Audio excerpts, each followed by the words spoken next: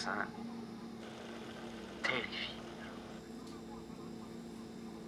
J'ai quasiment envie de te parler et de te voir en même temps.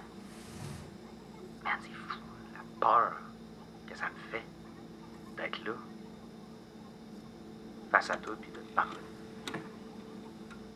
Ça a l'air cave, là, mais c'est pas simple, genre, organiser toutes les circonstances. Ça,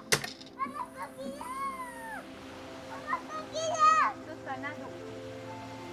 Hey, fais coquillard! Es-tu devenu l'homme que tu te projetais devenir?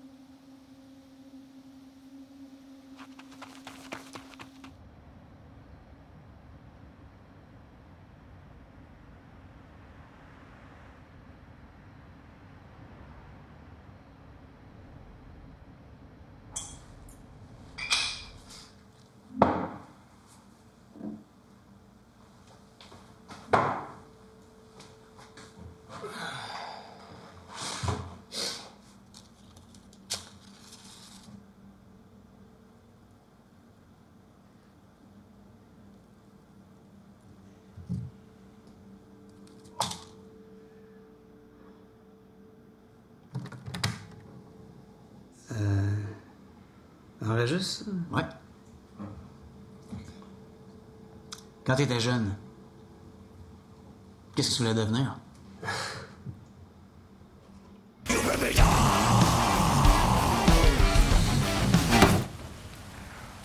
J'ai toujours voulu devenir une vedette de cinéma.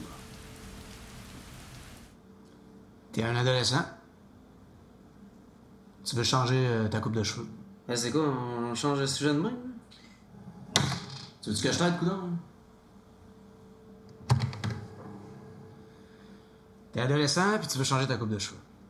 T'as arrêté ton choix sur un look que t'aimes. En parlant avec ta mère, elle te fait sentir qu'elle approuve pas ton choix. Qu'est-ce que tu fais?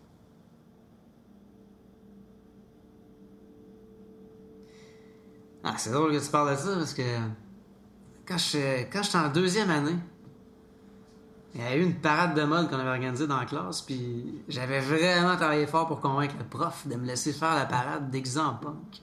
Puis c'était comme la première fois de ma vie que je m'exposais devant un public en faisant de quoi d'artistique à mes yeux, genre. Puis là, ça, je sais pas, ça me mettait comme une armure, hein, c'est pour foncer dans le tas, genre. Puis là, j'explosais.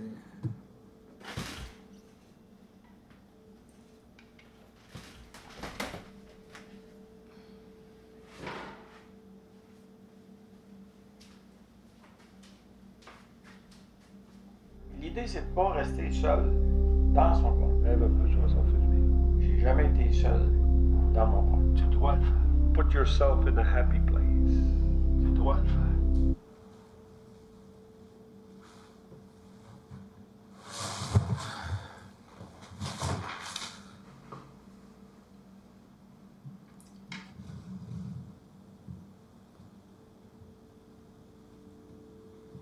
Finalement, c'est tant que t'es un adulte, qu'est-ce que tu fais dans la vie?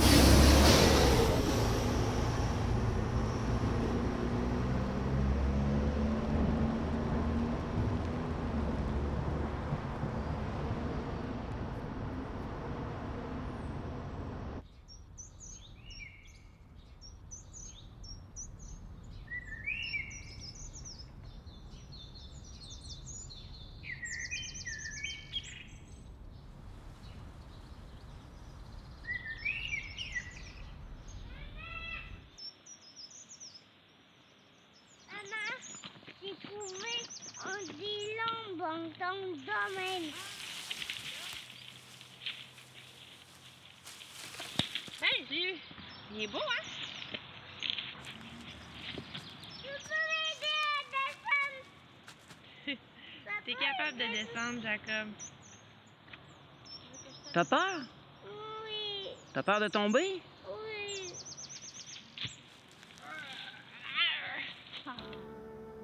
Fait que.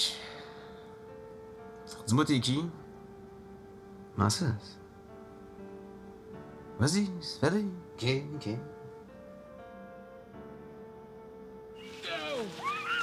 Je peux te lancer de la magie dessus. Ça va. Moi, c'est Jay. Je suis en train de faire un film. Je pense que la meilleure façon de me présenter, c'est de dire que j'ai une femme, puis deux petits gars que j'aime vraiment.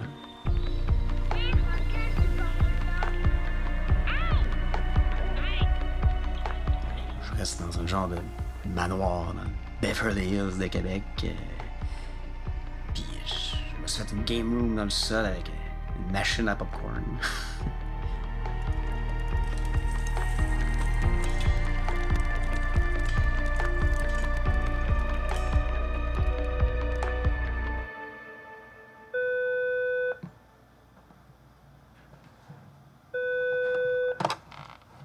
Allô?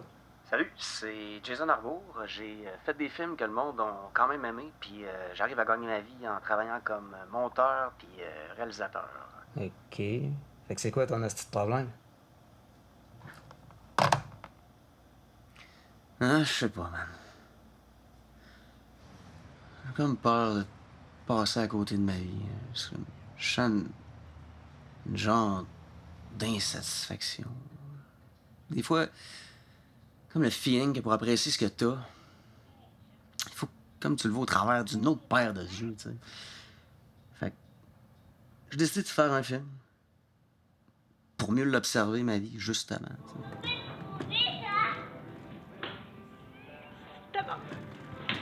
Wow! Ouais, mais c'est pas drôle, man, mon mur. Pense à mon mur. C'est toi qui vas le réparer?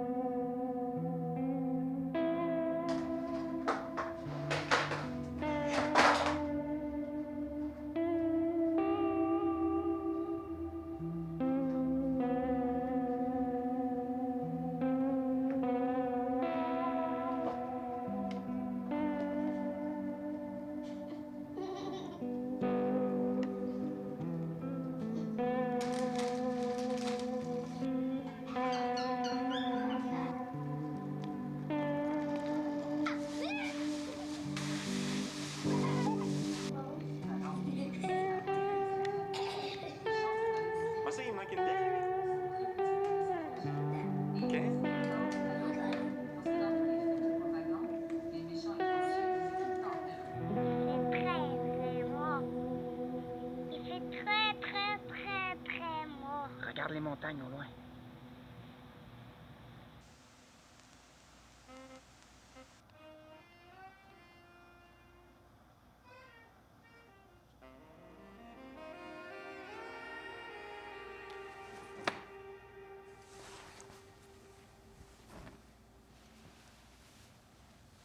La première personne que j'observe dans ma vie, c'est pas mal Anne-Marie, ma femme.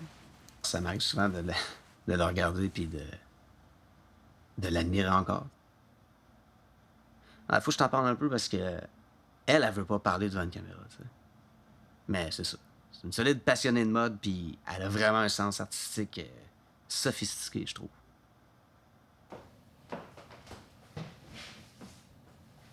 Elle avait ce qu'il fallait pour reprendre une compagnie de planification financière. Elle a eu le brain, le courage de tout apprendre ça, comment ça marche, puis de le réussir. sais, là, il est rendu président de la compagnie. Ça reste de quoi d'impressionnant, tu sais, pour un gars qui est un employé, puis qui a toujours été un employé. Fait que, ah, m'impressionne.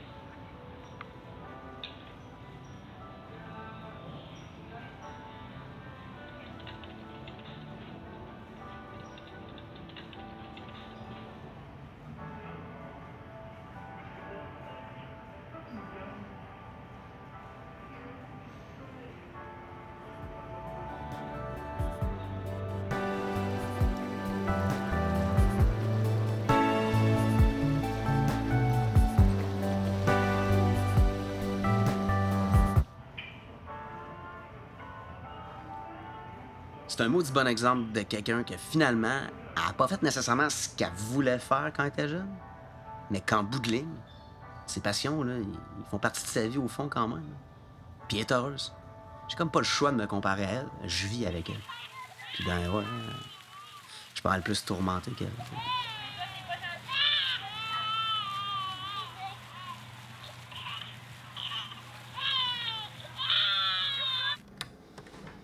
Pourquoi tu penses que là, ils se font des selfies à tonnes, tu sais, puis qu'ils prennent des photos de leur bouffe au lieu de la manger, puis qu'il y a des films en skate, tu sais, c'est parce qu'ils veulent se rapprocher, faire comme ressembler à des choses qu'ils aiment, tu sais, baigner dedans. C'est là. On imite nos idoles. C'est pas mal ça, la culture. Hein. Tu sais, on a comme un idéal, puis on vise vers ça, puis... Scotch.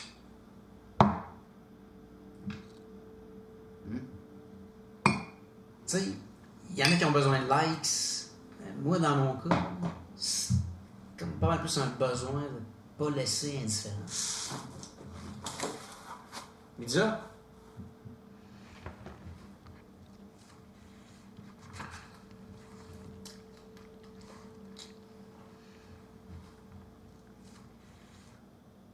C'est ça le monde, là.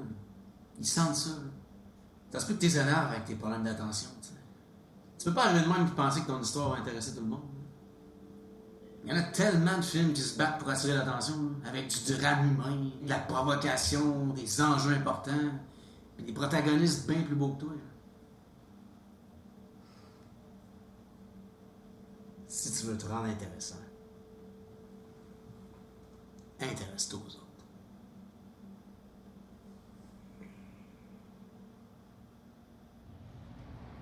Un moment donné, on est allé au Swell and Ginger, c'est comme en Basse-Ville de Québec, puis j'avais comme remarqué une femme, tu sais, qui travaillait là, puis ce lieu-là, je sentais qu'elle avait été comme créé par elle, puis je me suis dit, c'est quoi son histoire, elle, genre? Comment qu'elle...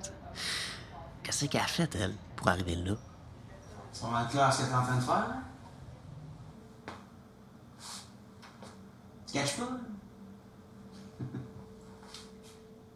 Mais genre, c'est grâce à toi maintenant, dans les autres compagnies, qui ont de l'habitude trop serré, je suis comme non, je suis correct.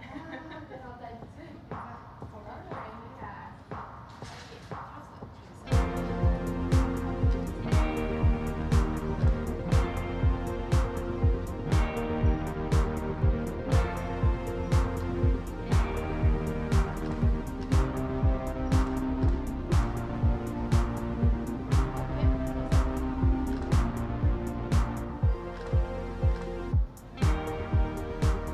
Je fais exactement ce que j'avais prévu faire quand j'étais petite. Je peux m'enfermer pendant des heures dans ma chambre. J'avais une petite machine à coudre puis je faisais des trucs. Ce que je suis devenue aujourd'hui, il n'y a personne autour de moi qui en est surpris. T'sais. J'aimais la mode, le design, j'aimais l'art. Quand j'ai commencé ma carrière aussi, j'étais toujours dans plein de villes. Là. J'étais à LA, à Paris, à New York, à Barcelone. J'étais tout le temps en transit d'une ville à l'autre. J'étais super créatif. Il y a vraiment juste une passion qui anime tout ce que je fais par rapport à ma carrière professionnelle. Tu C'est pas facile ici, là, tu sais, je veux dire, même si j'adore ce que je fais, j'ai des moments difficiles, j'ai des moments de doute, j'ai des moments de... Des fois, je vais traîner de la patte parce que c'est très impliquant émotionnellement, mais il n'y a pas un matin que je me lève, j'ai pas envie de rentrer travailler,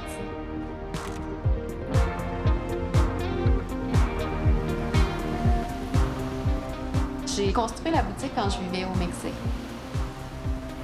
Tu vois, c'était les courants, c'était les obstacles, c'était tout ce qui est l'eau, la force, la puissance de ce qu'on contrôle pas. Puis Ginger, c'était la racine, la terre, c'était le remède, en fait. Fait que c'est un peu le yin et le yang, les éléments de l'eau, la terre, puis c'est comme ça que le nom de Swell and Ginger est arrivé. Là. Bon, refais-le une dernière fois, on reprend. Je pense que les gens qui réussissent dans la vie, c'est les gens qui ont cette espèce constamment ce soupçon de manque de confiance en eux. Parce qu'à partir du moment où tu as un soupçon de manque de confiance en toi qui est tout le temps présent, tu vas toujours te re-questionner à savoir si tu fais les choses comme il faut, si tu les fais bien pour toi, si tu les fais bien pour les autres, si tu les fais bien pour ta business. Ouais, fait que je fais partie des gens qui ont toujours... qui se sont toujours un peu re-questionnés.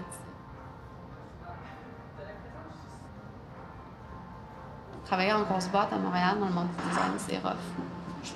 On perd 50% de notre énergie dans tout ça, pas à travailler, mais à gérer des meetings, des gens, des humains, des opinions, des frustrations, des admirations, tu sais, pour les gens avec qui on travaille. Fait que c'est... Ouais. Ouais, ça va être parfait, je pense.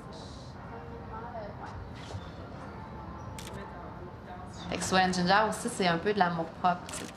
Ça vient du cœur. Je vais le faire, puis je vais le construire autour de mon univers avec mes gens, avec mon capital humain, puis je vais le faire pour moi. Tu sais. Ça m'a pris des années. Ça fait peut-être 2 ans là, que je suis capable de réagir en fonction de ce que je ressens vraiment. Tu sais, là, j'arrive à un tournant dans ma vie où moi, là, je veux retransférer ces passions-là vers les choses qui ne concernent pas ma carrière professionnelle. Tu sais.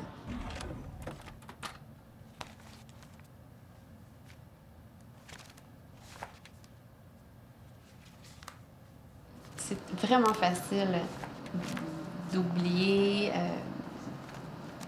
qu'on est plein d'autres choses en dehors de ce qu'on fait dans notre profession.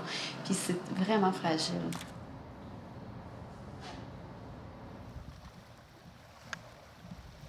Une chose que j'ai vraiment compris, c'est que on est des éternels insatisfaits.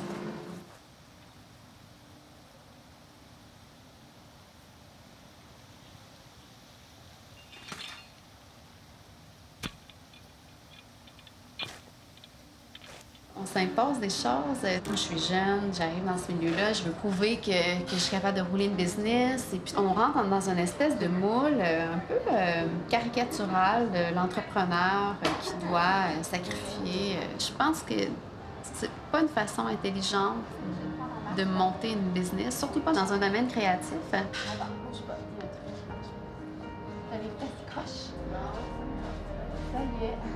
Si tu es capable d'écouter ton cœur, c'est certain, et certain, puis c'est cliché, là, mais si tu es capable d'écouter ta voix intérieure, là, tu vas avoir la réponse sur absolument tout dans la vie. T'sais. On est juste comme bloqué, on est juste pas capable d'écouter.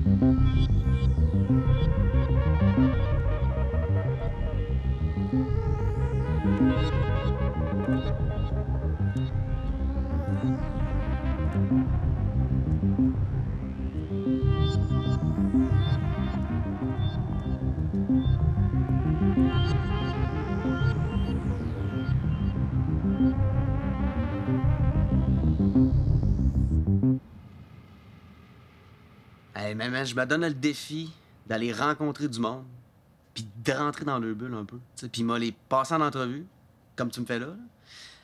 Puis peut-être bien que leurs histoires, puis leurs réponses, ils vont m'aider comme à trouver les miennes, tu sais. Je me sens comme investi d'une mission divine. C'est comme si je peux être qui je veux, je peux faire ce que je veux.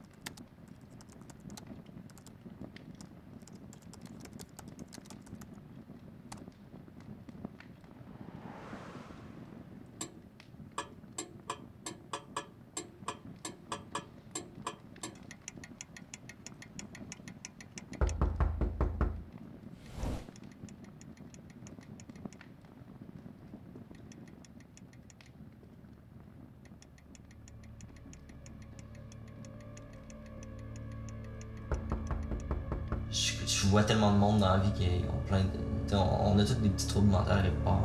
Il y a personne qui est genre parfait non plus. Hey! Salut! Bienvenue, Ben. C'est beau chez vous. C'est chaud. Première chose, qu'est-ce que tu voulais faire quand t'étais jeune? Je voulais piloter des jets dans l'armée. La première fois que je voulais faire, je te dirais, c'était je voulais être programmeur puis travailler pour faire des jeux vidéo. J'ai essayé d'avoir les cours prérequis pour pouvoir m'inscrire en programmation, puis c'est tout de suite là que je me suis rendu compte, ok, je suis pas sûr que c'est pour moi. Et mes parents, ils savaient vraiment pas ce que j'allais devenir. J'étais pas bon à l'école, j'étais jamais capable de me concentrer sur rien. Quand j'ai trouvé enfin de quoi qui m'intéressait, là, j'étais concentré, puis j'étais bon, puis c'est ça. C'est un gars qui s'en fait pas trop, puis t'as pas l'air d'un grand angoissé de la vie. J'étais un grand angoissé de la vie. C'est que c'est calme, hein? Ouais. Je pense que je suis angoissé. Je suis quelqu'un qui est très angoissé, je pense juste. J'ai hérité ça de mon père. Puis je me reconnais là-dedans. Juste dans mes relations, ça m'a montré beaucoup. C'est comme quoi je suis quelqu'un de plus stressé. Tout, Là, tu peux commencer. OK. Je suis hypochondriaque, je m'inquiète pour plein de marde tout le temps, des trucs. Mais genre, c'est cool, c'est que moi, genre, j'ai été confronté à ça vraiment tôt. Puis j'ai pu apprendre à dealer avec ça.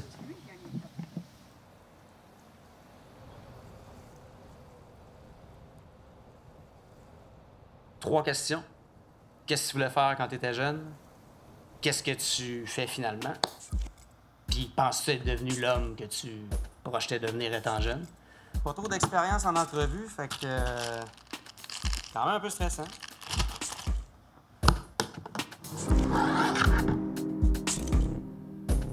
Ouais, je pense qu'il y a tout le temps quand même un stress qui est là. C'est juste que il n'y a pas grand-chose qui peut arriver de grave. Puis dans des shows comme ça, moi, si tu me dis que t'arrives prêt.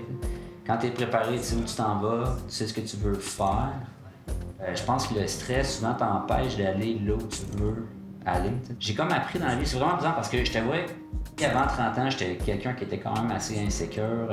Je me remettais tout le temps en doute, j'étais pas sûr de moi.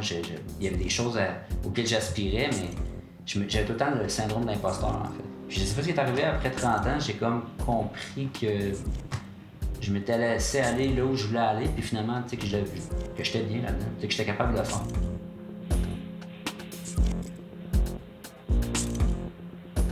Je ne savais pas ce que je voulais faire de ma vie, en fait. Ça a été long avant que je me trouve.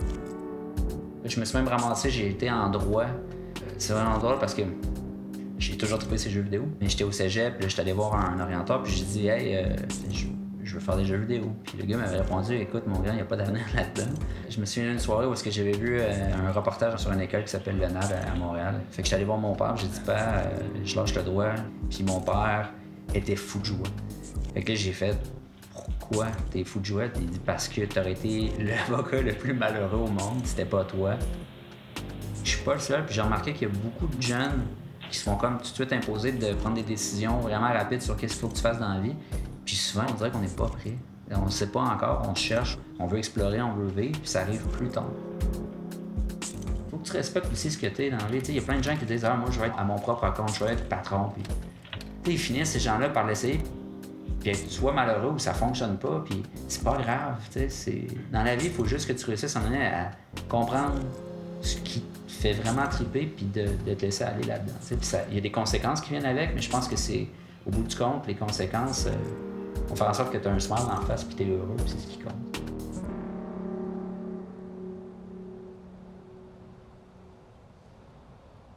J'avais pas un objectif de devenir quelqu'un. J'ai atteint l'endroit où je suis en paix avec moi-même, où je me suis dit, c'est ce que je suis, ça. Puis je suis heureux d'être ce que je suis. Je suis fier de moi. Ben non, je suis quand même fier, moi aussi.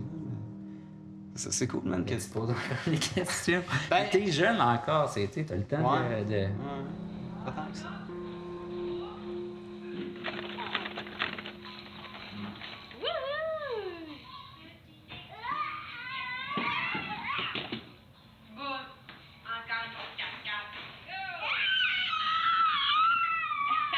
Le bonheur va jamais venir dans le statut, dans l'argent, dans le rôle.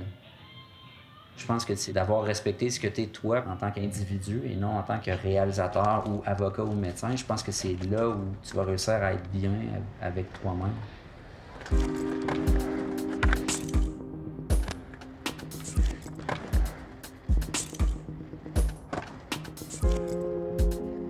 C'est un exercice de tous les jours.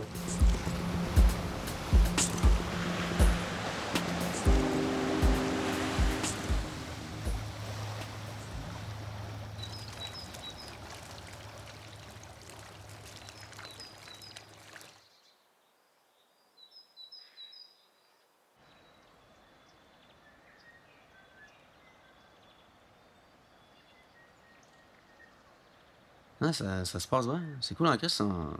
J'ai mes deux chums qui m'aident, Matt Bloin puis Ben Côté.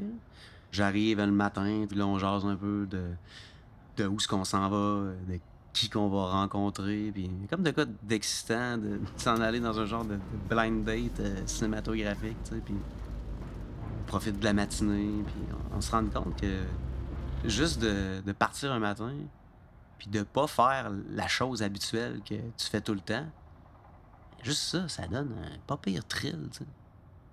C'est un peu comme bien du monde, j'imagine, en fait, qui, la première fois qu'ils ont touché un ordinateur de notre époque, là, c'était comme une révolution, puis tu veux travailler là-dedans. Fait que je me suis enligné dans le multimédia, j'ai fait des sites web, jusqu'au moment où je me suis rendu compte que je n'aimais pas tant ça. Là, je suis dans quelque chose que j'aime, mais ça se peut que j'essaye encore d'autres affaires plus tard. Là. Si je suis bien dans quelque chose, je vais rester là, puis je vais comme un peu surfer sur cette vague-là. Puis pour moi, c'est quand même... C'est pas décevant non plus. Là.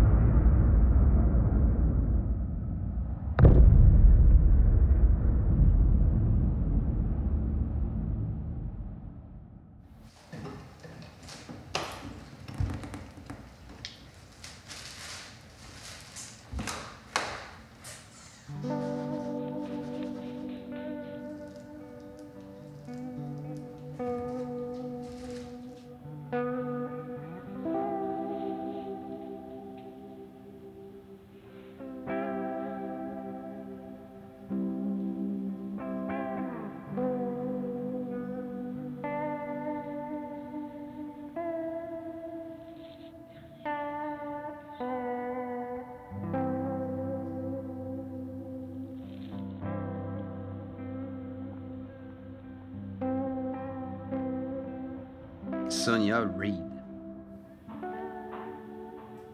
En me renseignant sur elle, j'ai tombé sur un des livres qu'elle avait écrit, comme, puis à l'arrière, il y avait une genre de phrase. C'était un livre sur le deuil, en fait, puis la phrase, ça disait « La tragédie de la vie, c'est pas de mourir, c'est de laisser mourir quelque chose en dedans de nous pendant qu'on vit. Ce que j'aime le plus, c'est ça, ça a été un peu, ma vie a été comme ça, mais c'est pareil dans l'art, c'est me faire surprendre.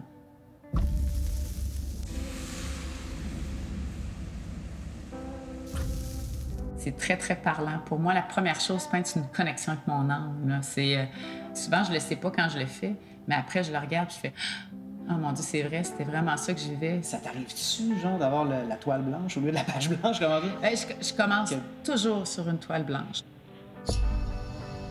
J'ai jamais aucune idée d'où je vais aller. C'est vraiment dans mon processus de création, c'est souvent un peu, je suis pas très précise, c'est souvent l'erreur où je vais quasiment échapper quelque chose, on va faire un coup de spatule, puis à partir de tout ça, c'est là qu'il va se créer quelque chose dans la toile, puis je vais travailler autour de ça.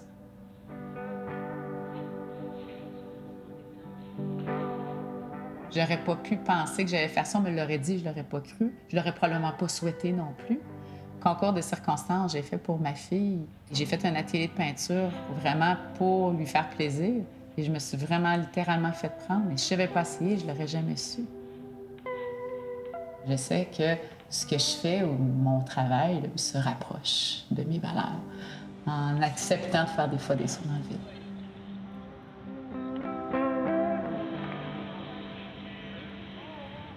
Je te regarde, Jacob.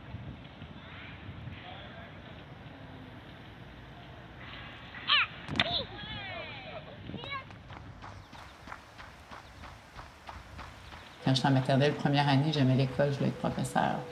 Puis je commençais à aimer les films et je voulais faire du cinéma. Tu sais, je pense que ça a évolué pas mal en fonction de mes intérêts. Et je me suis un petit peu fait prendre au jeu avec la capacité. Tout le monde m'a dit « Tu es capable dans la médecine, tu as la chance. » Puis juste avant les interviews, on me disait « Hey, je rentre dans un hôpital puis j'aime pas ça. » Fait que finalement, j'ai complètement switché, j'ai dit génie mécanique. Mais quand je sortais, ou mettons qu'on allait justement manger, puis je voyais les gens autour, je me disais, non, je me reconnais pas. Fait que déjà, j'ai commencé à sentir que, oups, c'était peut-être pas ma traque, tu sais. Ça t'est-tu déjà arrivé d'essayer de quoi, puis de sentir un genre d'échec place. ou de ah, j'aime pas ça dans la main, puis... J'ai dû faire des renoncements. J'ai dû. Oui, c'est arrivé.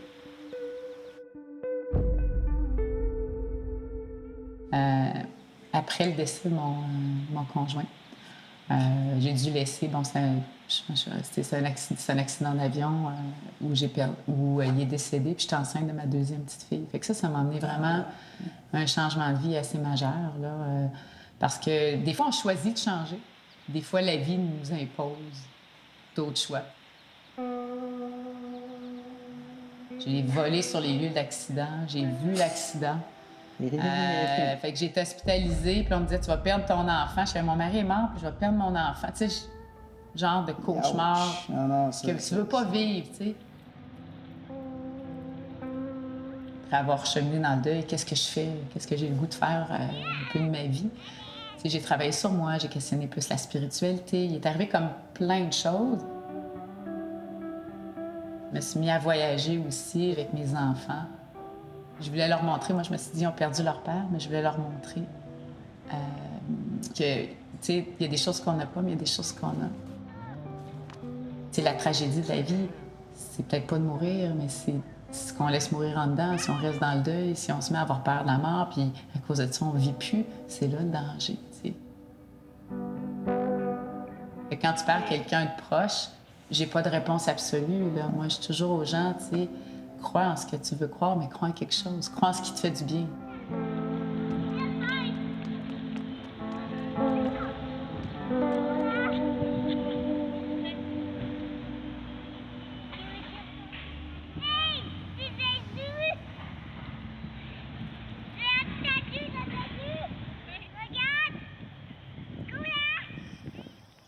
Je crois qu'il n'y a plus rien demain, il n'y a pas de problème, si tu es à l'aise avec ça. Moi, ça me rassure de penser qu'il y a d'autres choses. Ce qui est important, c'est ce qu'on vit maintenant. Fait que vis avec les croyances qui te font du bien présentement.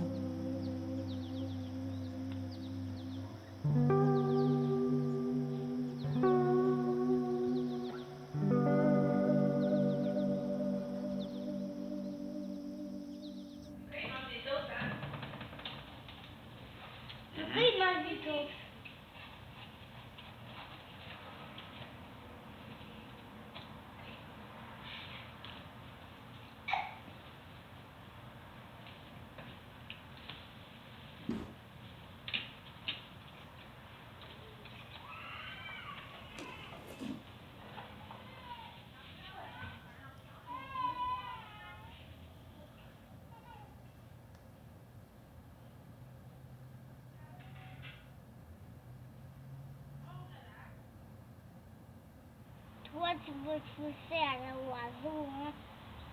Hein, papa? C'est toi qui vas transporter l'oiseau, d'accord? Mais pas moi. Hein? Pas moi.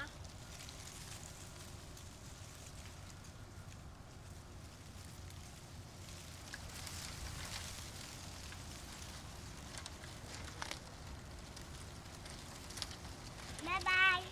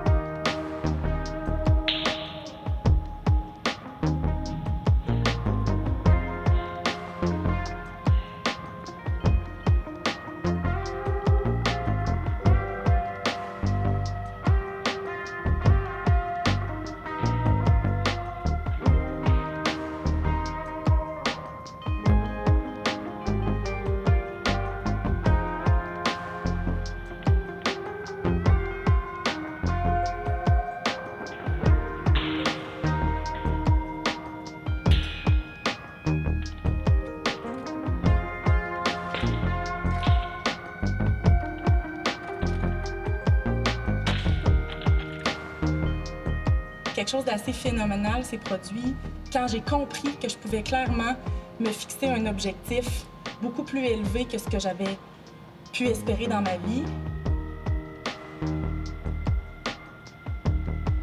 Je pense que ça m'a comme prouvé que j'avais le droit de me fixer des grands objectifs, puis que j'avais le droit de rêver.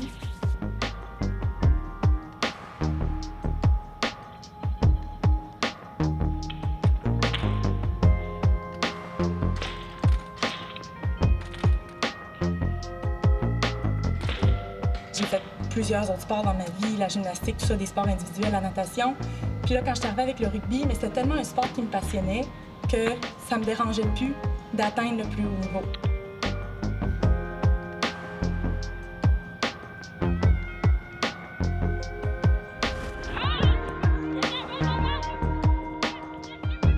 Je suis tombée en amour avec ça. Je suis tombée en amour avec le fait qu'on était une gang, on était solide, on était unis.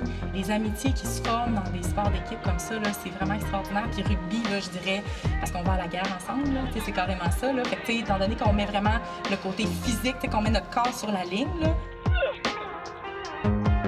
parce que c'est pas juste mental, là, ça devient vraiment physique, là, mais au point d'avoir mal, là, d'avoir des bleus partout. Ben, je trouve que le niveau d'unité est encore plus élevé. Concrètement, là, tu sentais que tu avais vraiment contribué à l'équipe, puis que physiquement, là, tu avais... Quand tu construis de quoi, puis t'es après une journée de travail sur ton terrain, t'es fatigué, mais t'es content, ouais, t'es satisfait. C'est vraiment une satisfaction.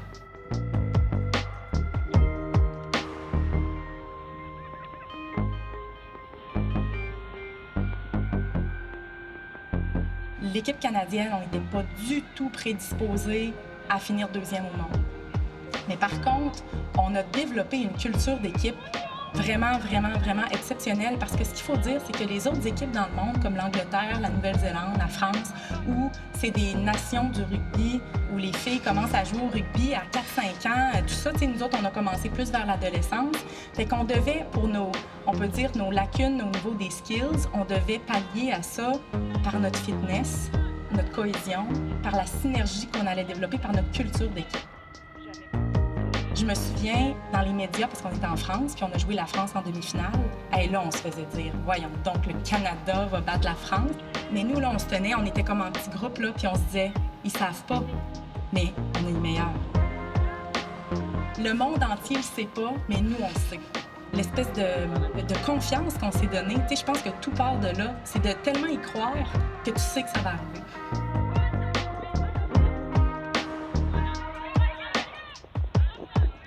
Stéphanie Bernier, c'est comme une genre de Valkyrie des temps modernes, tu sais.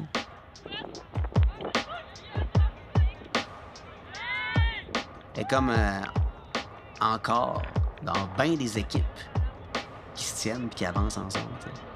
Je veux dire, c'est une nouvelle maman, puis elle a poussé son rêve d'exceller dans un sport d'équipe au max que ça pouvait aller. Tu sais,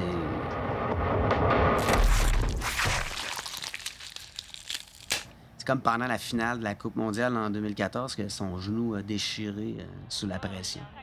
Mais c'est parce que tout mon genou est comme sorti de son articulation. Là, ça a tout déchiré. Mais ça s'est passé comment, genre? Toute seule, comme une grande fille. Là. En voulant plaquer une fille, j'ai planté mon pied dans le gazon, puis mon genou est sorti.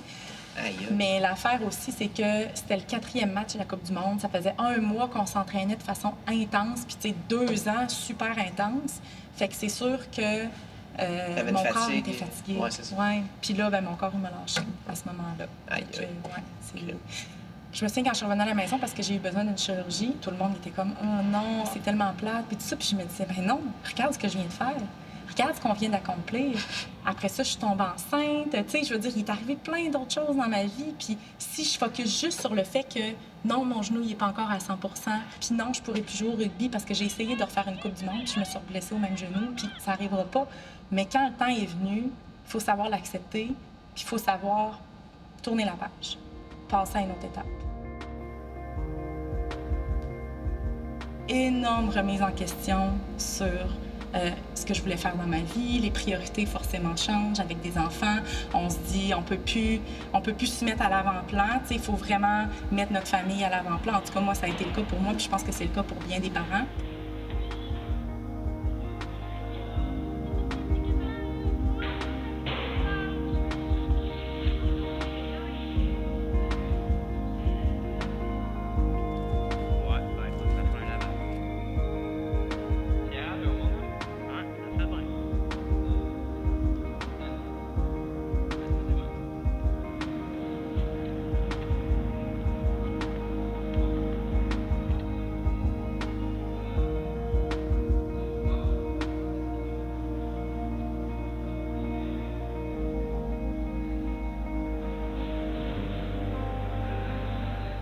Est-ce que tu as le sentiment à un moment donné d'être tombé dans l'obsession aussi? Parce que moi, de mon côté, des fois, je me situe un peu entre la motivation et l'obsession. Tu sais, c'est sûr que d'avoir des grands objectifs, forcément qu'on va tomber un petit peu dans l'obsession un jour parce qu'on veut atteindre ces objectifs-là, mais on doit toujours se rappeler que c'est quelque chose qui est temporaire. Une fois l'atteinte de notre objectif, on va passer à un autre.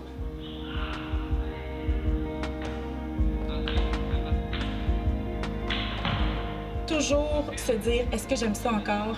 Est-ce que je le fais pour les bonnes raisons? Je pense que tous les athlètes de haut niveau ou tous les gens qui excellent dans quelque chose frôlent un petit peu l'obsession potentiellement.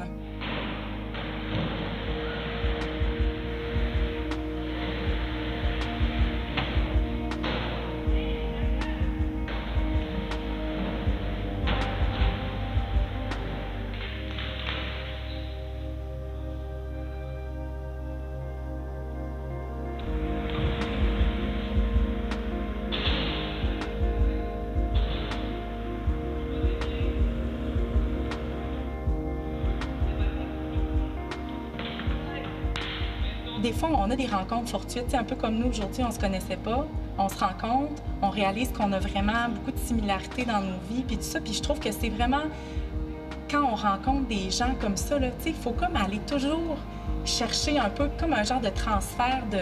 Tu sens tellement qu'il y a comme une connexion. Puis ça, il y en a partout, mais il faut juste être ouvert à ça. Il faut être ouvert aux gens, il faut sourire, faut, tu sais... Là, j'ai l'air vraiment super... mon directeur, Non, mais la fille, là. c'est tellement bête, ces petits trucs-là, qu'on se dit, je ferais pas ça, ça va rien changer. Mais Criff, c'est cave, mais Ça fait pas la vie est simple comme ça, là. Être heureux pour les gens, tu sais, juste ça. Regardez-vous le nombril. Pourquoi vous n'êtes pas capable d'être heureux pour une autre personne?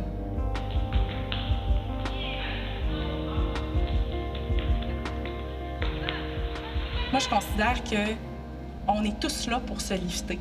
On est tous là pour s'aider à vivre notre plein potentiel, à vivre la meilleure vie qu'on peut pas. Les opportunités sont tout le temps là autour de nous, mais quelqu'un qui met des œillères, puis quelqu'un qui se concentre sur les mauvaises choses dans sa vie, puis sur le négatif, n'arrivera pas à avoir ces opportunités-là, puis les saisira jamais.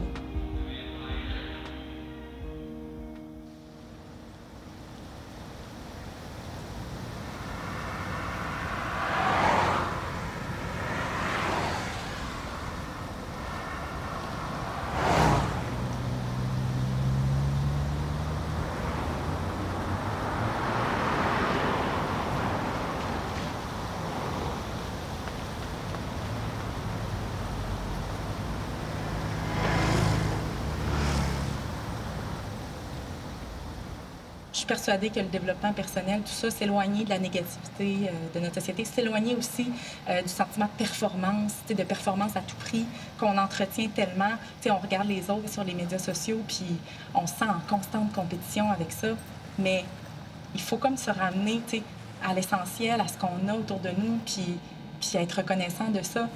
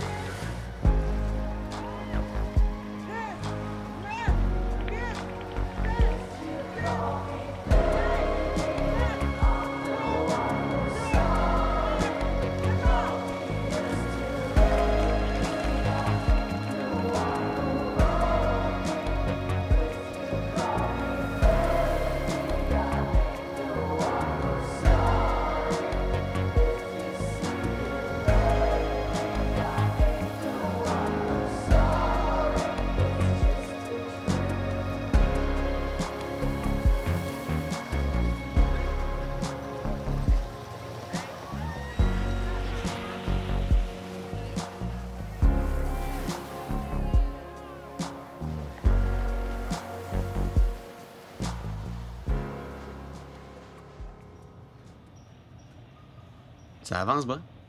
Ça avance bien. On était là, moi et Ben. On était prêts, tout. On avait payé notre parking. On avait trouvé notre chemin dans le petit labyrinthe. On s'était rendu là.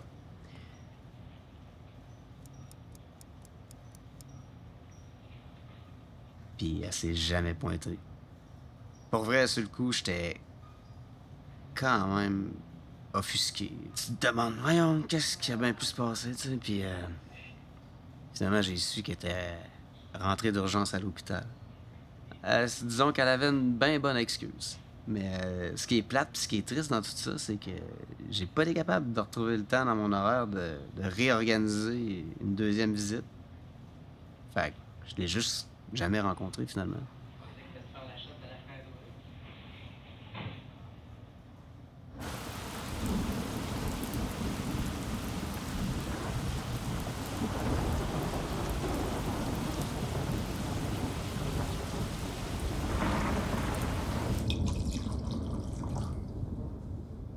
C'est quoi ton but dans la vie? Ben. Trouver le bonheur. Trouver le bonheur. Fait que c'est quoi qu'il faut que tu fasses pour le trouver, le bonheur? Je sais pas, mais dans le fond, j'aurais juste besoin de plus de temps de qualité avec mes amis, puis ma famille, puis juste me rapprocher des petits plaisirs simples de la vie dans l'immédiat. Là, tu vas me dire que le problème, c'est le temps. C'est ça, t'as pas assez de temps. Je suis comme pogné dans cette espèce de contradiction-là de j'ai besoin de faire le film pour enregistrer ma vie, puis la regarder, puis me rappeler mes réflexions, puis juste parce que j'ai une maudite obsession de le faire, le film, là. Tu sais, je suis en train de jouer avec mes gars, là. Puis au lieu d'avoir du fun, puis de profiter du moment, là, je suis en train de me dire, tabarnak, ça m'empêche d'être en train de faire mon film, puis de le finir. Quand tu fais ton film, ça te fait chier parce que t'as pas le temps d'être avec les gens que t'aimes. Quand t'es avec les gens que t'aimes, ça te fait chier parce que t'as pas le temps de faire ton film. Ouais, c'est ça, je suis comme pogné là-dedans, là.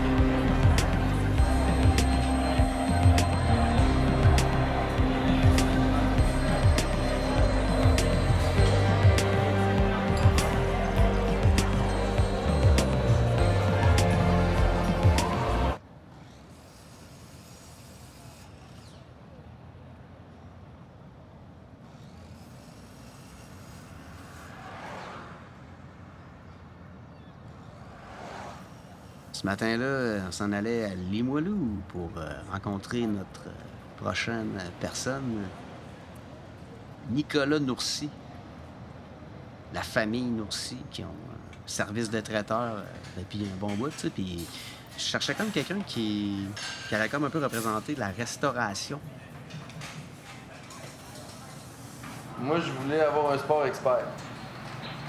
Puis je rentrais chez Sport Expert, j'étais l'être humain le plus heureux au monde. Il n'y a pas une section qui m'intéressait pas. Je voulais avoir un sport expert.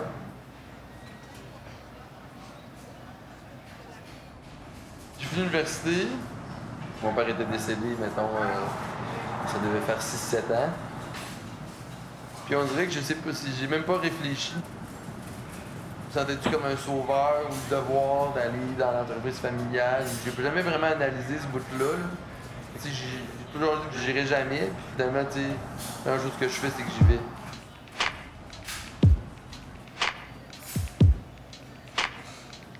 Je faisais des chiffres records. Dans les premiers mois, j'avais loué une vanne pour faire 3000 bûches.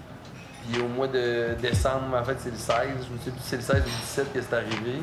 Il y a eu la crise de la prostitution juvénile. Moi, j'avais un oncle qui était impliqué là-dedans. Puis j'avais un franchisé qui avait une boutique Nourcy sur rue Cartier. Là, du jour au lendemain, tu perds à peu près la moitié de ton chiffre d'affaires. C'était ma tante qui était aux ventes à l'époque. Elle était gênée de dire son nom au téléphone. J'ai eu beaucoup d'épreuves dans ma vie, des affaires comme graves qui arrivent. Quand tu rentres avec une bouteille d'eau entre les jambes le matin et que t'es le boss, la journée est longue en s'il vous plaît. En même temps, c'était une façon de débanaliser la chose, parce qu'à un moment donné, le bateau il était dur à revirer de bord. Et ma mère, elle sortait avec sa maman, députée. Fait que là, de la main de Jean Charest, signé par Jean Charest, tous les ministères devaient arrêter de commander chez nous aussi. Il y a ma soeur aussi qui est décédée, qui travaillait avec moi. Tabarouette, tu sais, de mon autre vie d'avant, soit ça a été trop facile ou... Oui, c'est poche, là. Oui, t'as le droit d'être malheureux, là, pis de trouver ça, tu sais, mais ne mets-toi pas down à un point. Tu sais, j'ai fait 3 enfants à travers ça. Puis là, je me trouve aujourd'hui que, tu sais, je suis dans une situation quand même que je vois l'avenir super le fun. C'est ça, c'est d'être résilient. Ma vie, c'est ça. Ben, c'est cool de juste... la merde des autres.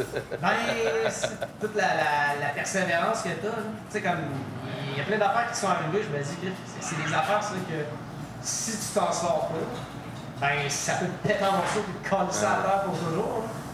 Fait que, il y a quelque chose d'admirable dans ça, tu sais, puis d'inspirant. Tu te dis, des fois, tu te laisses abattre dans une journée de merde par une connerie.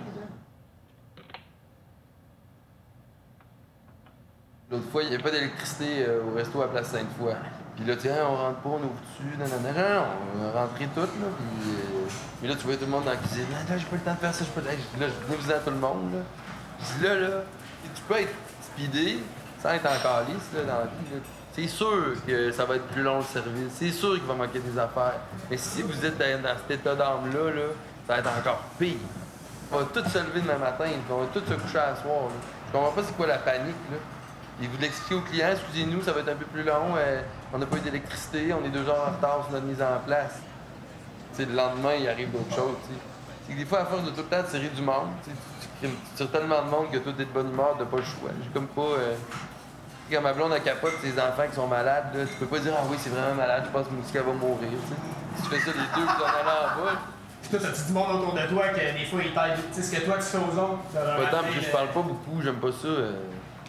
Ok, toi, tu ne laisses pas savoir si ça filme pas, là. Ben, ça filme jamais pas vraiment, là. Non? Mais non, j'aime mieux jusqu'à là de... Qu'est-ce que tu fais que tu fais la vie bien de même, tu sais? J'ai du fun, tu sais, j'ai du fun.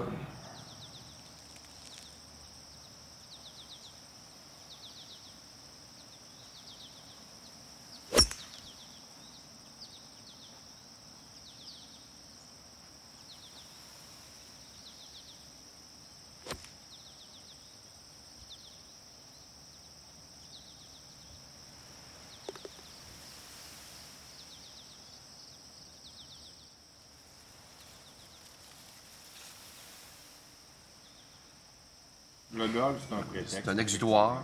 Moi, je dis souvent ça à la blague. C'est ça, on fait des pilules. Ça fait pas mal le golf. Ouais.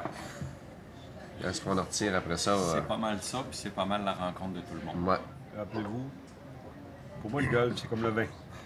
Une bonne bouteille de vin, si tu prends ça avec des bons amis, ben, au golf, c'est exactement la même chose. Si tu as des bons compagnons avec toi, c'est dur à battre. C'est ça. Ça va être encore meilleur.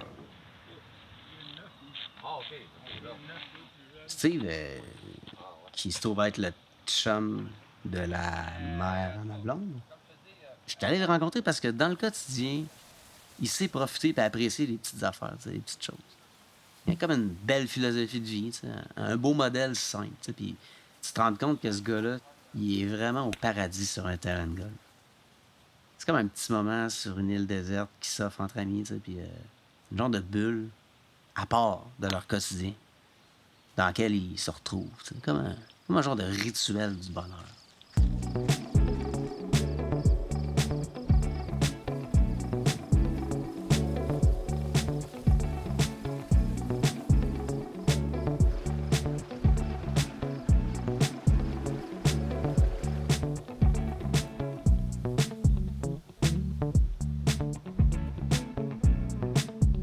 Puis, il y a d'autres choses qu'il ne faut pas oublier, Jay, dans le golf.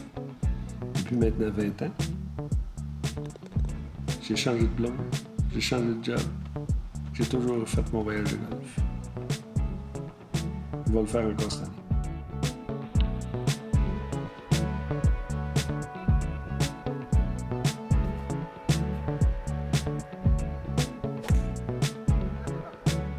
Jeune, j'étais attiré par les gens. J'aimais ça, jaser avec les gens. Est-ce que j'aurais peut-être voulu faire de la communication? Oui. Peut-être voulu être à la TV, peut-être. Peut-être un animateur de sport ou un descripteur de sport quand j'étais jeune. Peut-être. Le sport m'a probablement sauvé avec une mère qui avait à travailler au noir, même sortirait de l'aide sociale pour nous permettre de vivre décemment et manger à notre faim. Moi, mon père, il avait premièrement 29 ans de différence avec ma mère et il est décédé il avait 61 ans.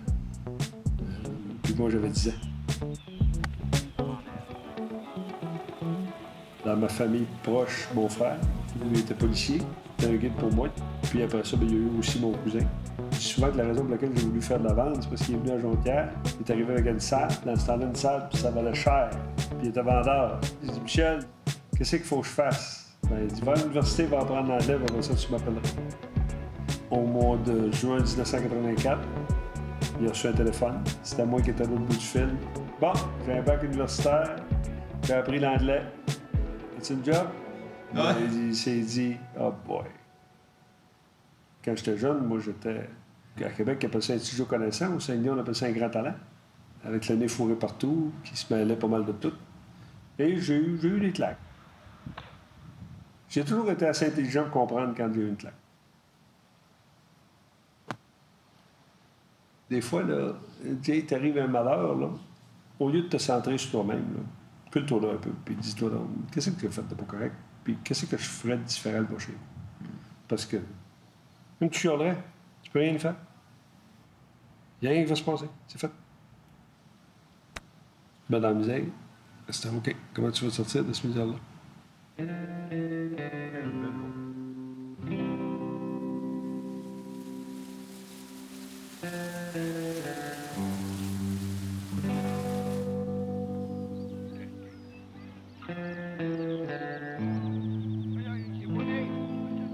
Faut être aussi un leader. Un leader, ça fait faire aux gens ce que ça veut qu'il soit fait. Il faut aussi que ce leader-là soit inspirant. C'est que les gens, il faut maintenant que tu les amènes à faire quelque chose, pas que tu les imposes.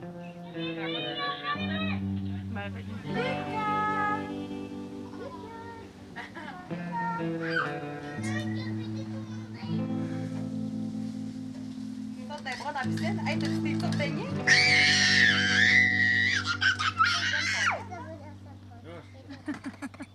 Je pense qu'il rit finalement. Non, il rit pas. Quand ça va mal ou quand j'ai un irritant, dans ma tête, je me dis une seule chose. Fais ta job. C'est quoi ta job? Fais ta job. Toi, t'as fait. Fais ta job. Fais ça, tu vas en venir. C'est pas personne qui me le dit, c'est moi qui me le dis. Puis je me dis que c'est moi, je fais la job. C'est pas tout le monde qui est fier de même, tu sais. Il y a pas de monde qui cherche tout le temps à mettre la faute sur tout le reste à part soi-même, tu sais, puis... Une équipe, là, c'est tout le monde qui fait sa job. C'est comme un couple heureux. Un couple heureux, c'est deux personnes heureuses. L'un qui est malheureux dans les deux, ça ne peut pas être un couple heureux. OK, il y a des amis qui s'en viennent. Famille heureuse, c'est tous les membres d'une même famille qui sont heureux. Hey, ta casquette! D'accord, déjà.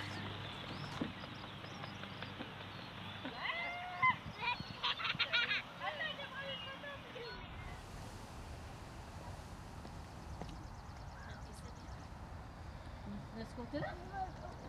Oui.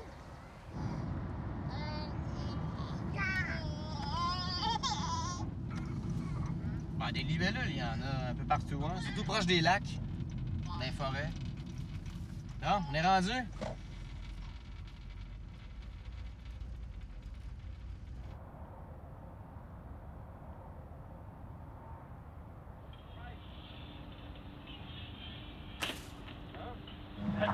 La vitre ici, on voit bien, là. Oui. Ah, je mets mon produit, hein, comme ça, tout simplement. Et pas plus long que ça. C'est fini. Comme ça. Là, ça donne un poli là-dessus. La vitre extrêmement propre, c'est fini. Puis là, tu vas voir, quand tu vas rouler avec ça, toute la saleté, là, toute la pluie va descendre. Tu n'as même plus besoin de des essuie-glaces quand il pleut. C'est un plaisir de laver vite maintenant. Faudrait comme que j'affronte la peur profonde d'engager une discussion profonde avec mon père. J'ai eu à date, là, regarde, 48 voitures. Puis, regarde, ils ont dit, il est malade, lui il est fou, il était. Ben oui.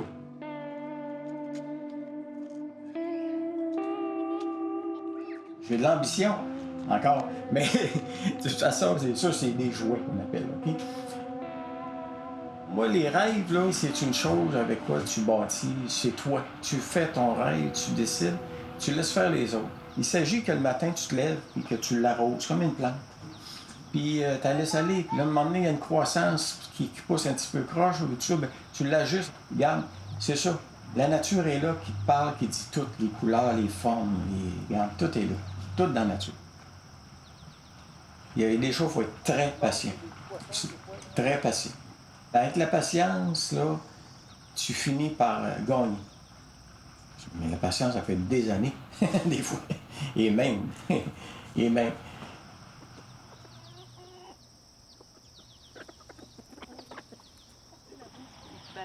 Montre-le pour.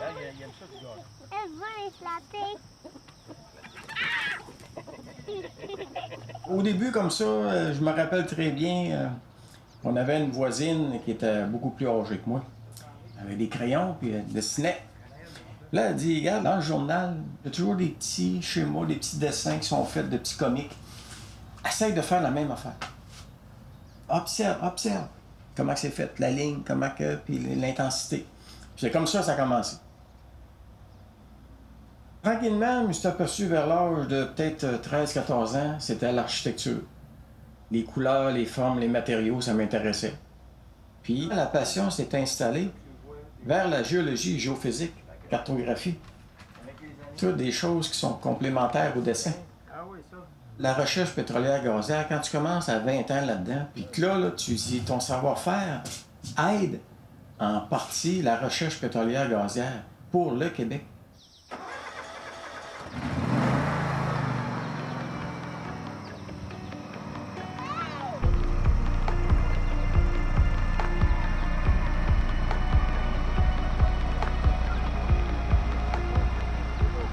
Peut-être bien qu'un jour, ça va être notre pétrole québécois qui va rouler dans nos voitures. J'avais comme une fierté de participation à cette quasiment une vocation, une passion, qu'on appelle. Une passion.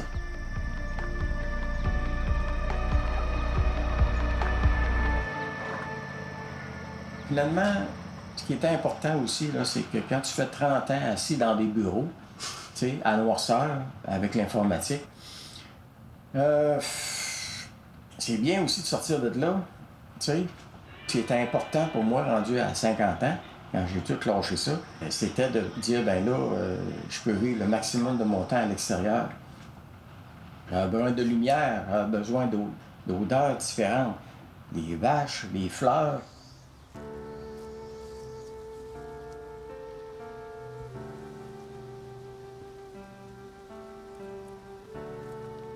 Pourquoi on pue? Ben, fenêtre qui coupe le vent.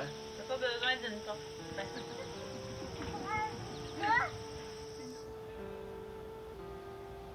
Moi, je pourrais rester assis 5 minutes, là, puis me balancer et dire, ben là, bon, non, j'ai juste à m'étirer le cou, puis je regarde à droite ou à gauche, puis je vois qu'il y a quelque chose à faire.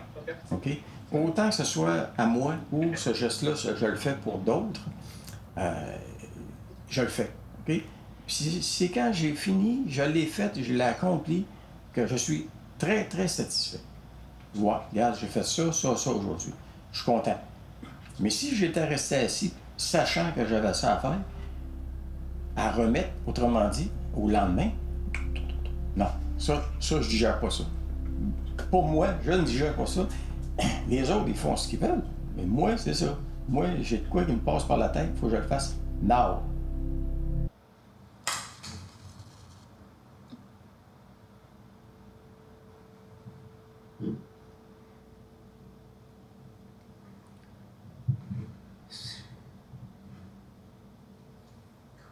Je suis comme tellement mêlé, là. Parce que j'ai fait plein d'étapes pour essayer de comprendre plein d'affaires dans ma vie. Puis là, j'ai comme plein d'opinions, plein d'idées.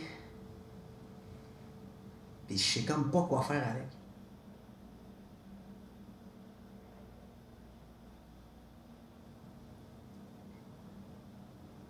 Pas tout seul à te sentir de même.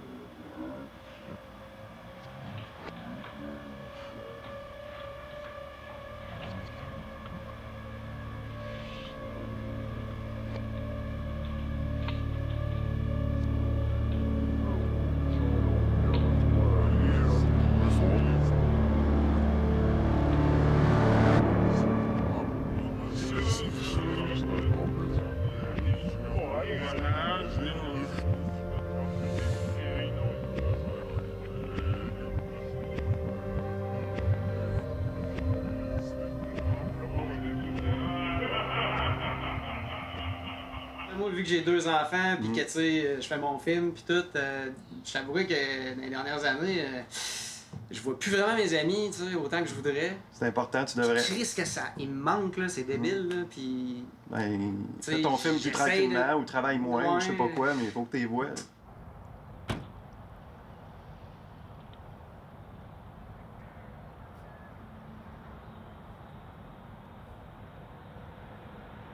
les façons d'être mieux, d'être bien. Tu sais, on n'a rien inventé. Là. La quête du bonheur, puis tu sais, l'être humain cherche ça depuis longtemps. Puis ça revient tout le temps aux mêmes choses, finalement. Là, tu sais, ça revient tout le temps à avoir des bons amis, à s'occuper de sa famille, s'occuper des autres. Tu sais, j'essaie d'expliquer à mes garçons qui sont rendus à l'adolescence que, tu sais, des fois, faire plaisir au monde, ça te fait du bien à toi aussi, tu sais. Mais à 16 ans, c'est sûr que tu t'en crisses un peu. T'sais.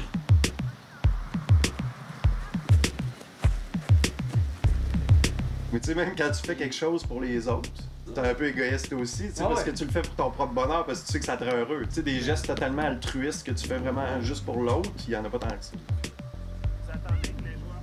Je coach les 2 équipes de soccer de mes gars, puis je le fais parce que je veux passer du temps de qualité avec eux autres, mais je le fais aussi parce que j'aime ça. D'essayer des trucs pour voir qu'est-ce qui te rend bien, qu'est-ce qui te rend heureux, puis de rencontrer du monde.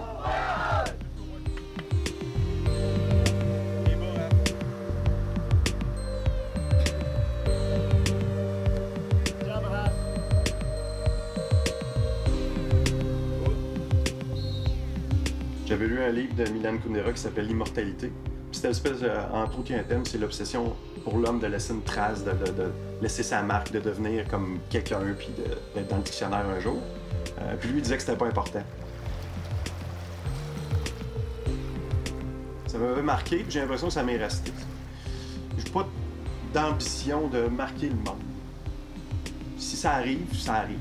Si un jour je fais un grand film, puis que tout le monde le voit comme producteur, puis que je rencontre des réalisateurs extraordinaires, puis ça va peut-être arriver à 70 ans, on ne sait pas. Je vais être bien content. Je serai pas fuck. Sauf que, tu sais, je serais pas malheureux si ça arrive pas.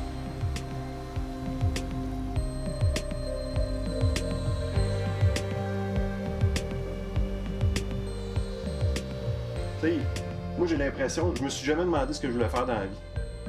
Par contre, je me suis toujours dit, je vais me mettre dans une situation, dans des situations qui vont faire que ça va me donner la chance de découvrir qui je suis, ce que j'ai envie d'être, ce que j'ai envie de faire.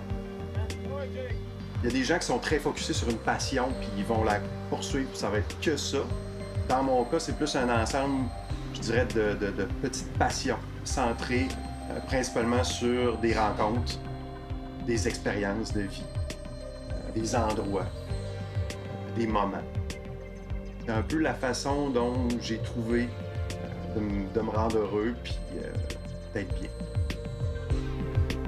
Il y a des psychologues là, qui mesurent les niveaux de stress. Là. Je pense que quand tu achètes ta première maison, tu as ton premier enfant puis tu as ta première job sérieuse, tu es pas mal dans le piton. En plus, tu dors pas. Tu sais, je regarde les gens plus jeunes que je connais, tu sais, puis ils ont des jeunes enfants, je leur dis tout, tu seras plus jamais aussi fatigué que ça de ta vie. Dis-moi, là, je commence à remonter, là. Tu sais, j'étais plus capable de faire un party, puis de me coucher à 3 h du matin, de me lever à 6 h, ça me faudrait 4 jours pour m'en remettre. Toi, tu dois être dans ce bout-là en ce moment, mais ça passe. C'est ça qui est le fun, ça revient. Écoute, c'est ça qui est un peu cruel, c'est que t'as comme hâte que ça revienne. Sauf qu'en même temps, si t'as trop hâte que ça revienne, puis que t'attends d'être rendu là pour être heureux, ben tu vas avoir manqué l'enfance de tes enfants, puis tu vas t'être fait chier pendant un bout, tu sais.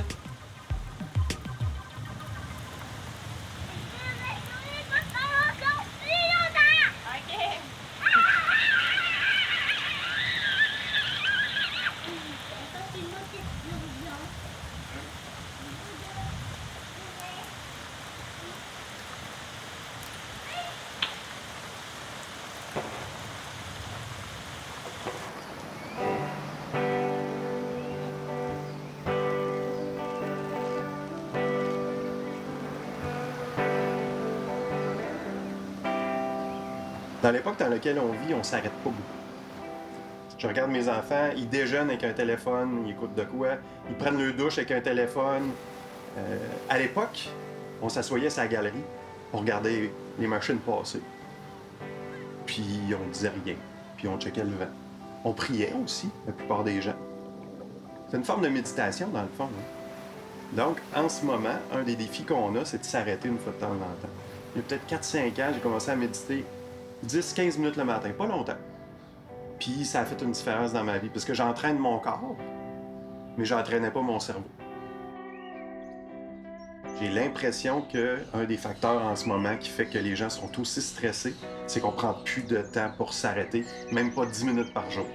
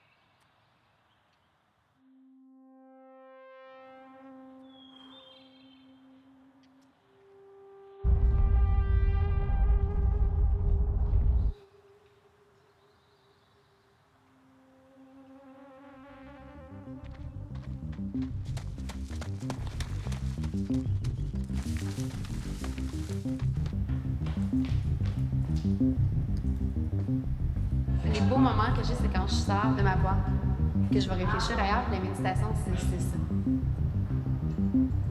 Sortir de soi. On a toujours cette chance-là de pouvoir faire un changement dans notre vie du moment qu'on le décide. Et il y avait quelqu'un qui m'a dit « Reste connecté avec ton vrai désir, de partager ton concept, ton idée. » On est un peu trop diffus dans tout ce qu'on veut dans la vie. T'sais, on veut comme tout.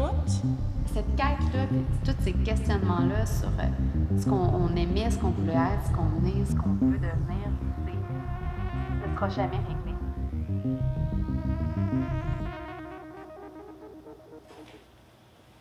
Mais ce qui reste comme temps, l'empathie. Ça, c'est important. C'est ma faute si je gère bien, puis c'est ma faute si je gère mal. Ça, c'est sûr.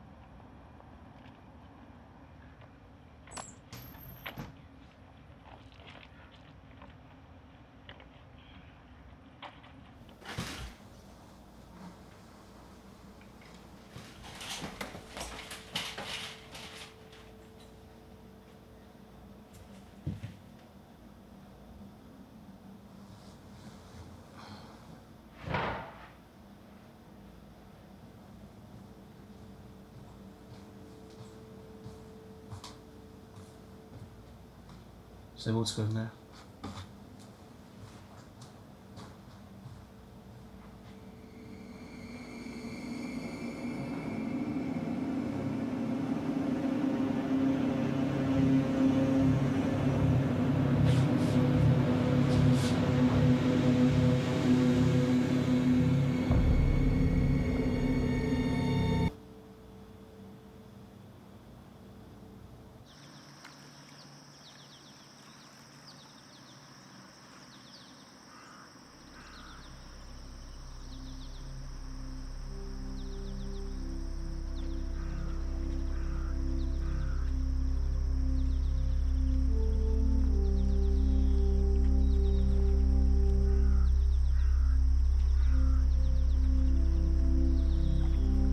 Utiliser tes forces, là où tu es bon.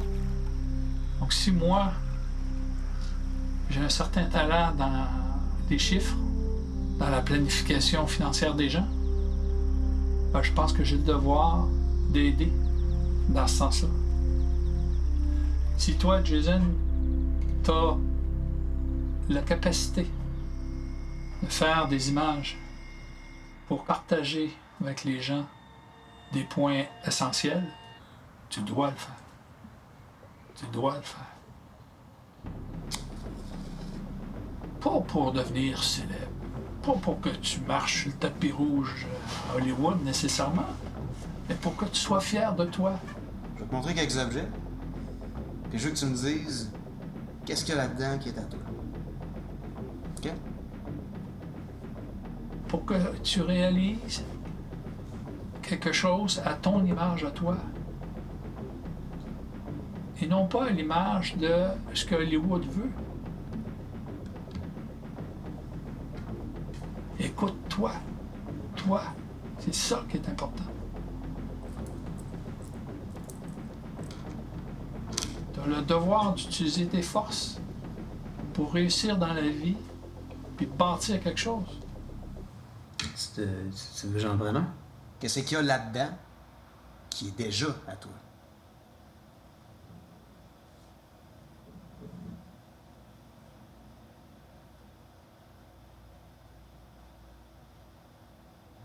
Ce qui est important, c'est de trouver ton équilibre. Un juste milieu dans tout ça. Ça, c'est un combat de toute une vie, là. Réussir à trouver ton équilibre. C'est important de chercher cet équilibre-là tout le temps.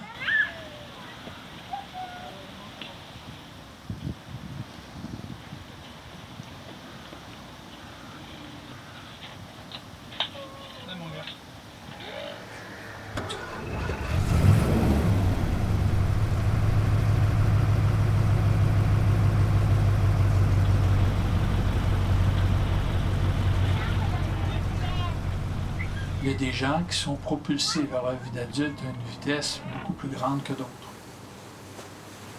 C'était mon cas. Je me suis vite aperçu que ce qui était important dans la vie, c'était ta volonté. Ta volonté et non tes excuses. Il y a beaucoup de gens qui se donnent des excuses pour pas avancer, pour pas réussir. Mon père t'a violent, c'est pour ça que je vois mes enfants, etc. Tu choisis pas ta vie d'enfance, mais tu choisis ta vie d'adulte, et ta vie d'adulte, tu en es responsable de ta réussite. Je voulais pas avoir d'excuses. Je ne voulais qu'avoir la volonté, avec aucun doute dans ma tête, que j'allais réussir ce que je voulais entreprendre. Le destin nous amène des fois des événements qu'on ne s'attend pas. Puis on doit se repositionner par rapport à ce qu'on veut, mais on ne doit jamais, jamais oublier nos rêves.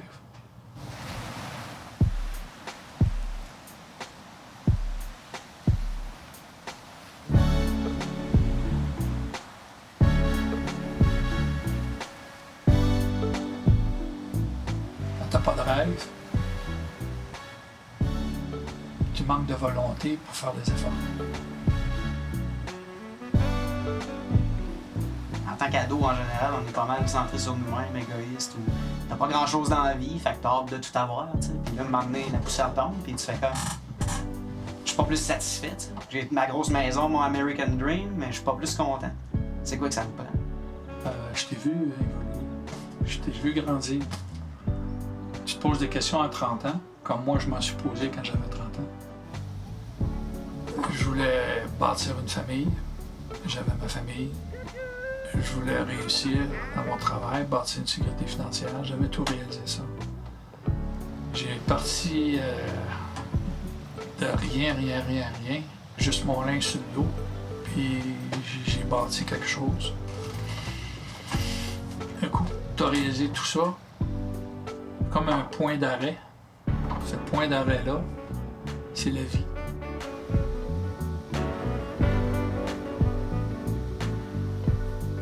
Je cherchais mon équilibre pour être heureux, à essayer de comprendre la vie. À un moment donné, on est rendu à 40 ans. Puis le lendemain, on s'aperçoit qu'on est rendu à 50 ans.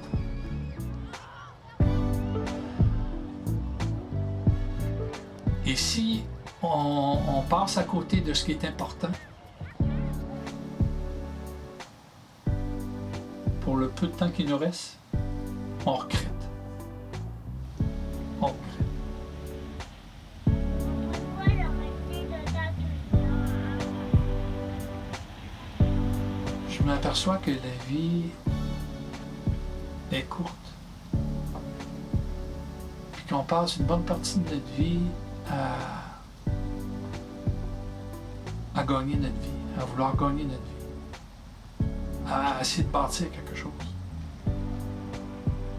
Tu sais, avoir un bateau, avoir une maison, travailler pour les études de nos enfants, etc. Important. Sauf que il y a d'autres éléments de la vie où on se dit merde, j'ai manqué de temps. Ben, c'est ça mon combat du day-to-day depuis un an, c'est que j'essaie de déterminer pour moi qu'est-ce qui compte vraiment. Qu'est-ce que je veux comme vie, tu sais, pour moi. Mais l'important, c'est l'équilibre. Parce qu'il y a des gens qui passent beaucoup de temps, par exemple, avec leurs enfants ou des éléments importants, mais qui oublient de bâtir quelque chose. De se réaliser. Ça aussi, c'est important.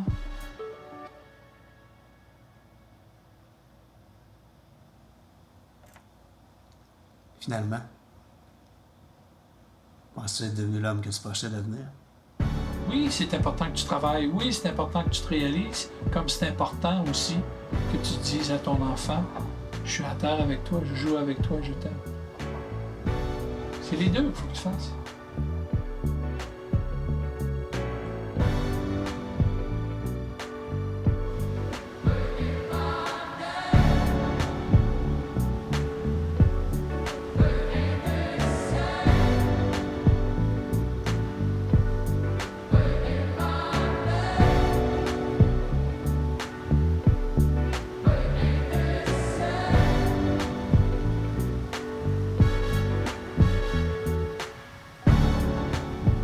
Au fond, c'est ça le film que t'as fait.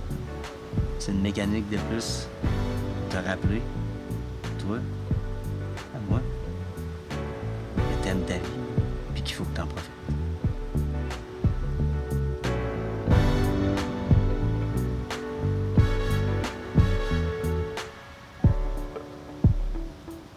C'est ça qui compte finalement. Reconnaître, admirer, aimer. Mais qu'est-ce que ça doit être cool d'être James Cameron pareil.